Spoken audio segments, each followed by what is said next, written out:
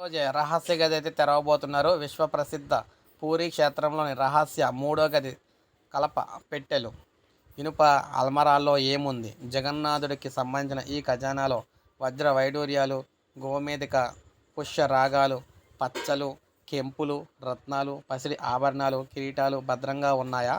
పురుషోత్తముని నిలువెత్తు ఇక్కడ మయూర హారం పదిలంగా ఉందా అన్న ఉత్కంఠ అయితే కోట్లాది మంది భక్తుల్లో మెలుకుందనమాట.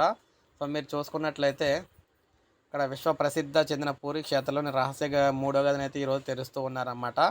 అయితే ఈ గదికి సంబంధించి అల్మరాలు అంటే అల్మరాలు తెరిచి అందులోని సంపదను తాత్కాలిక స్ట్రాంగ్ రూమ్కి అయితే తరలించడానికి ఏర్పాటు చేసింది.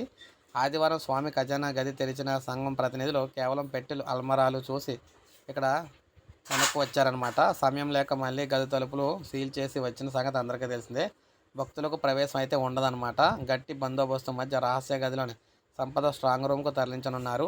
పెట్టెలు అల్మరాలు పరిశీలించనున్న సంఘం ప్రతినిధులు దిగువ సొరంగ మార్గం గుండా మరో గది ఉన్నదని వాస్తవమా కాదా అనే దానిపై అధ్యయనం చేశారనమాట. ఉన్నది గురువారం సంఘం సభ్యులు తెలియజేయాలని చెప్పేసి భక్తులు కోరుతూ ఉన్నారు అయితే అన్నది. అయితే శ్రీక్షేత్ర పాలనాధికారి అరవింద పాడి బుధవారం పూరిలో విలేకరులతో మాట్లాడారు. జగన్నాథుడి సేవకు అంకితమైన తామంతా ఆ స్వామి కార్యాన్ని నెరవేర్చడానికి రహస్య గది సంపద తరలింపు ప్రక్రియ చేపట్టామన్నారు.